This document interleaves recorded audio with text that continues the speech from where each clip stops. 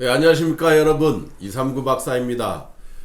어제는 제가 이제 우리 D&D가 SCI 논문에 실린 거에 대해서 첫 번째로 제가 말씀을 드렸고, 오늘은 어제에 이어서 이제 두 번째, 그래서 이게 바로 논문의 SCI 논문의 첫 번째 페이지가 됩니다.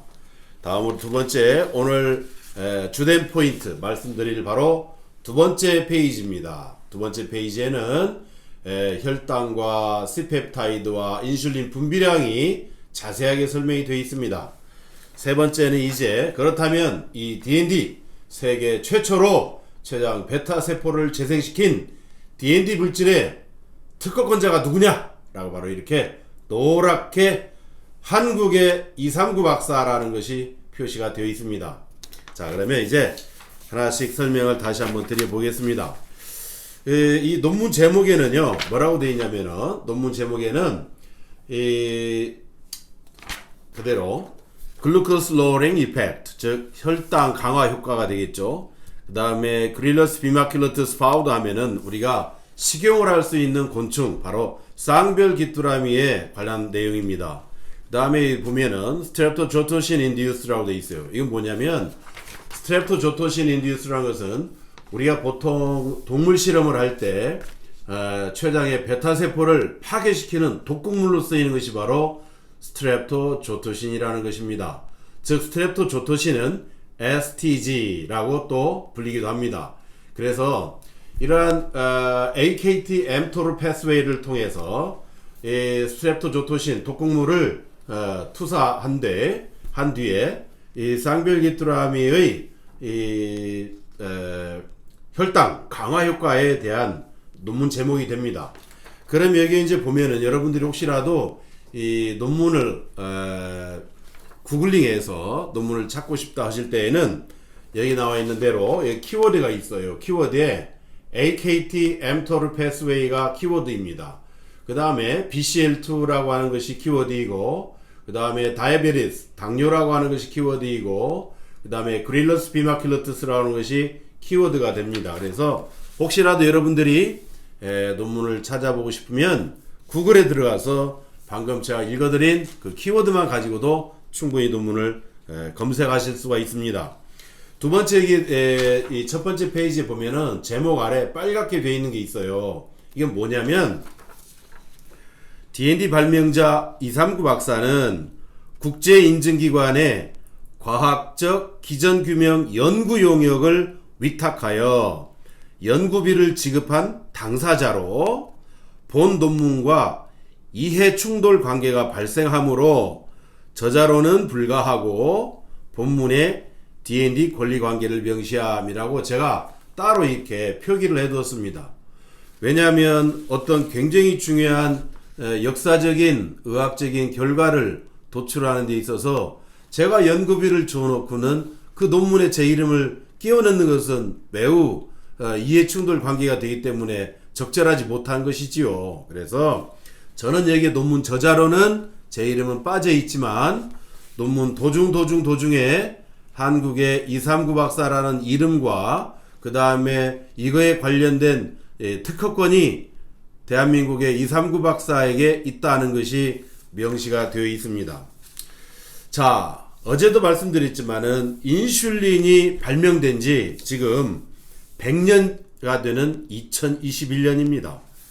자, 이 췌장의 베타세포 재생이라고 하는 이 한국에 전혀 이름 없이 의학계 의학자도 아닌 이름 없었던 연구자인 이 239 박사가 어떻게 그러면 100년간의 현대의학계에 난제이자 아무도 할 수 없었다고 하는 이러한 췌장 베타세포의 재생을 완벽하게 실현을 했나.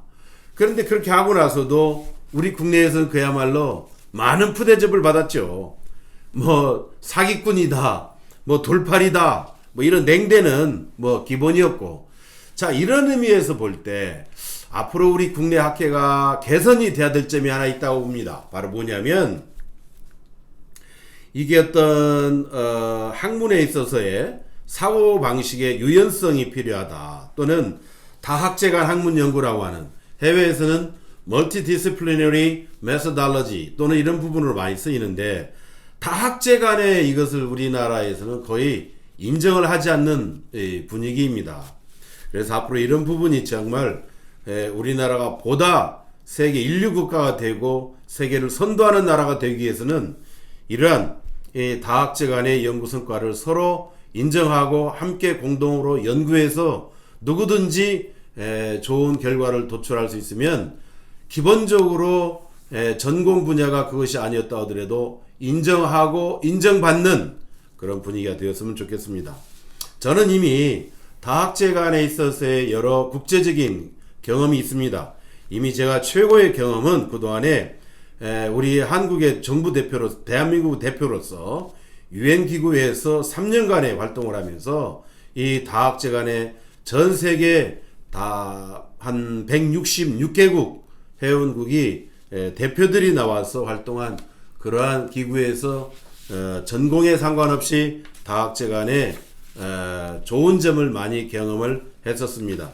자, 오늘의 이제 본문으로 들어가자 보면은 바로 이제 두 번째 논문의 페이지가 됩니다. 오늘은 바로 혈당 변화가 어떻게 있었는지, 그리고 C펩타이드 변화가 어떻게 있었는지, 그 다음에 인슐린 분비량이 어떻게 되는지를 제가 오늘은 설명을 드릴까 합니다. 자, 그러면 여기에서 기본적으로 또 알아야 될 게 있어요. 1형 당뇨, 2형 당뇨, 1.5형 당뇨. 자, 지금 이제 많은 사람들이 나는 1형 당뇨다, 2형 당뇨다 하는데 1.5형 당뇨라고 하는 사람도 요즘 많이 들어보실 거예요.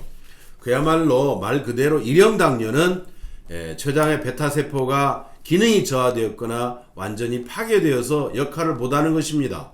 이유로서는 여러 가지 이유가 있지만 가장 많은 것은, 흔한 것은 바로 자가면역 질환 수치입니다. 한 7개 정도에 되는 자가면역 질환 수치들이 매우 비정상적인 수치를 보이게 됩니다. 그러한 이유로 인해서 인슐린 분비가 전혀 되지 않거나 거의 되지 않아서 혈당이 조절이 안 되는 1형 당뇨. 그런데 이제 2형 당뇨는 여러분들이 이제 호마 BCF 또는 인슐린 저항성 수치가 높아서 생기는 부분인데, 호마 BCF를 통해서 보더라도 수치가 매우 낮은 부분을 우리가 의료계 데이터를 분석해 보면은 알 수가 있습니다.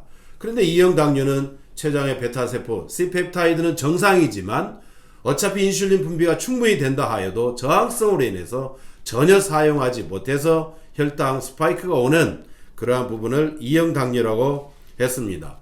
그러면 제가 이제 1형 당뇨와 1.5형 당뇨에 대해서도 한번 기본적인 부분을 말씀을 드리자면, D&D를 식사로 하시기 위해서 오시는 분 가운데 이미 자기는 1형 당뇨가 되는데 그걸 모르고 처음 자기가 2형 진단 받았으니 끝까지 자기는 2형 당뇨라고 말을 합니다. 그러나 이미 나와 있는 모든 데이터와 지표들, 의학적 진단지에 보면은 이미 1형이 되어 있어요. 가장 흔한 것이 C펩타이드입니다. C펩타이드가 3년, 5년, 10년의 당뇨 환자가 되면 이미 그게 C펩타이드가 수치가 낮아집니다. 췌장의 베타세포의 기능이 떨어져서 0.6 이하, 0.5, 0.4, 0.3, 0.2가 이미 되어 있어서 이미 그 사람은 1형화가 되어 있어서 그분은 이미 당뇨약도 아니고 인슐린 주사를 통해서 혈당을 조절하는 그러한 많은 분들이 D&D 식사를 하시기 위해서 오십니다. 다시 말하지만 D&D는 약이 아닙니다. 약으로 할 수 없었던 것을 D&D 식사로 고쳐나가는 그러한 과정에 바로 여러분들이 D&D를 찾는 것입니다. 자, 그러나 1형이든 2형 당뇨든 어차피 당뇨 합병증이 오는 것은 동일하다 할 수가 있습니다.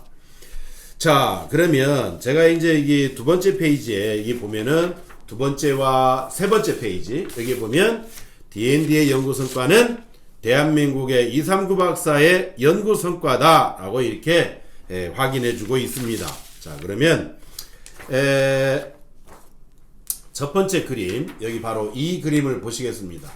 이 그림을 보시면은 바로 혈당에 관련된 14주, 즉 9주부터 해서 14주까지, 즉 4주간의 실험적인 결과에서 나타난, 여기는 바로 정상군입니다. 정상군인데 여기는 바로 이제 비정상군, 즉 STG를 투여를 해서 정상이었던 췌장의 베타세포를 파괴를 시켜서 인슐린의 혈당, 인슐린 분비량과 혈당의 상관관계를 보는 그림입니다. 여기서 보시다시피 여러분들 우하향으로 하고 있음을 알 수가 있습니다. 지금 여기에서 보면은 여기에는 정상군과 대조군 그리고 STG와 DND 농도 우전적으로 혈당이 점진적으로 아래로 떨어지고 있는 것이 보입니다.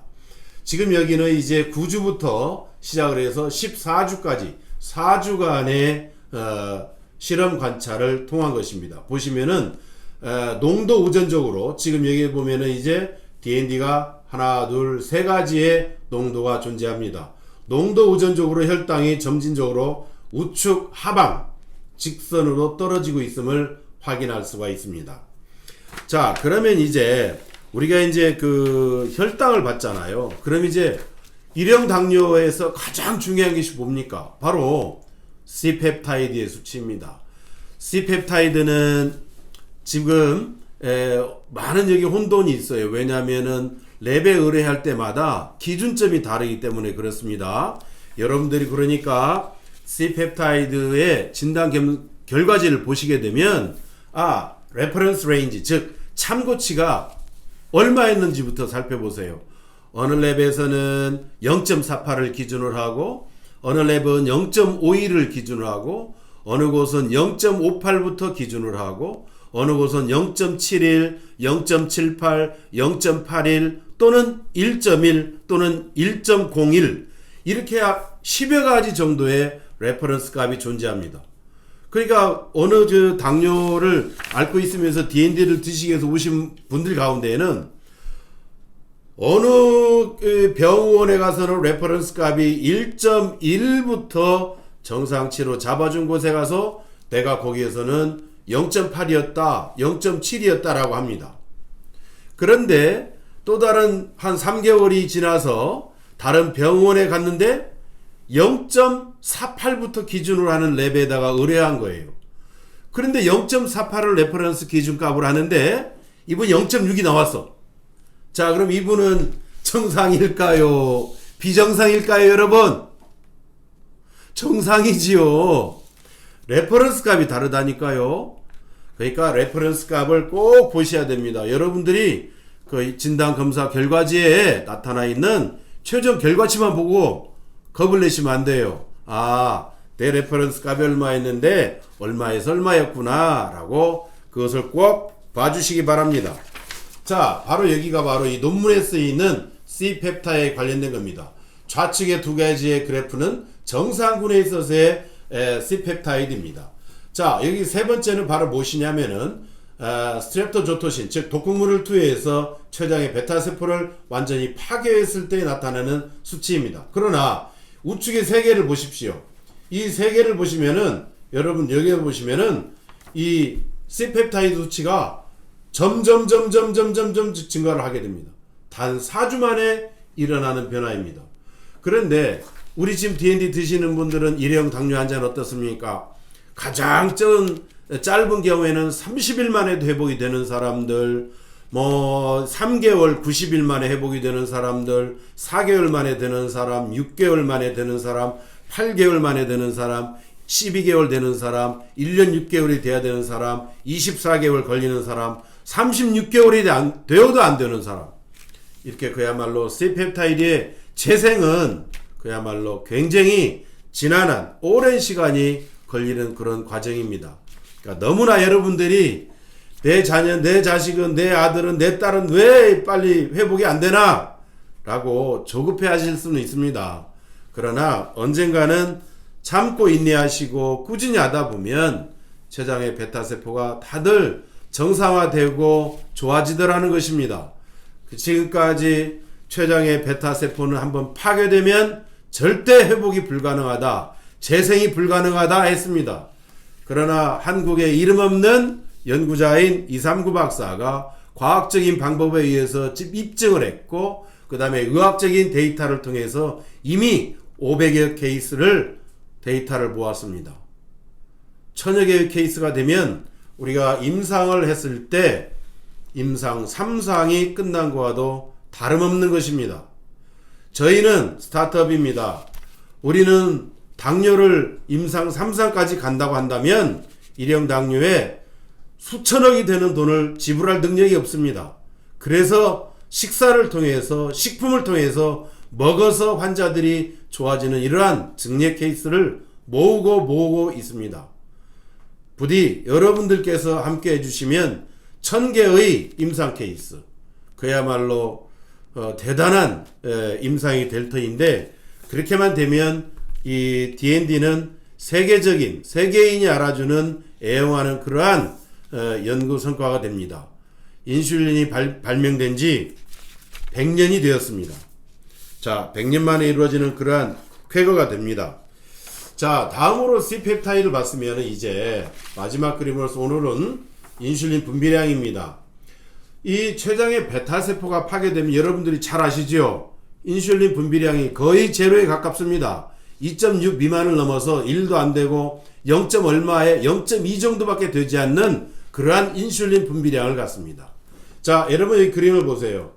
인슐린 분비량이 좌측은 정상이기 때문에 완전히 정상입니다. 그러나 스트렙토조토신, 즉 독극물을 투여하게 되면 췌장의 베타세포가 완전히 파괴가 되어서 정상에서 한참 뚝 떨어진 이러한 상태가 됩니다. 그러나 아무도 한번 파괴가 되면 췌장의 베타세포는 재생을 시킬 수 없다고 했지만, 그 얘기는 뭔 얘기냐? 인슐린 분비량이 늘어날 수가 없다는 얘기죠. 그러나 완전히 저는 이 D&D 연구 결과는 완벽하게 다른 양상을 보이고 있습니다. 인슐린 분비량이 급진적으로 증가하고 있는 것이 보입니다. 단 4주 만입니다. 그 다음에 오른쪽에 아까 C펩타이드 농도도 이렇게 증가하고 있음을 여러분들이 확인하실 수가 있는 것입니다. 자, 그러면 이제 보면은 이제 대조군 인슐린 분비량이 있어서 여기 이 논문에 보시면은 이 대조군 인슐린 분비량이 정상일 때는 2.0mg/ml였어요. 근데 이제 스트렙토조토신을 투여하게 되니까 2.0에서 0.5로 뚝 떨어지게 됩니다. 즉 이제 인슐린이 거의 분비되지 않는 상태가 되는 것이죠. 그러다가 이 독극물을 투여한 스트렙토조토신에다가 D&D를 농도 의존적으로 3단계를 걸치게 되니까 어떻습니까? 이 0.5 나노그램/밀리리터가 급상승을 해버립니다. 매우 짧은 시간 동안에 거의 4주 만에 1 이상으로 치솟게 돼버립니다. 여러분, 아무도 췌장의 베타세포는 파괴되면은 재생이 안 된다고 했습니다. 회복이 안 된다고 했습니다. 그래서 췌장의 베타세포 기능이 떨어지면 평생 죽을 때까지 인슐린 주사를 맞아야 된다라고 했습니다. 그러나 지금 저희는 500여 케이스를 넘어갑니다.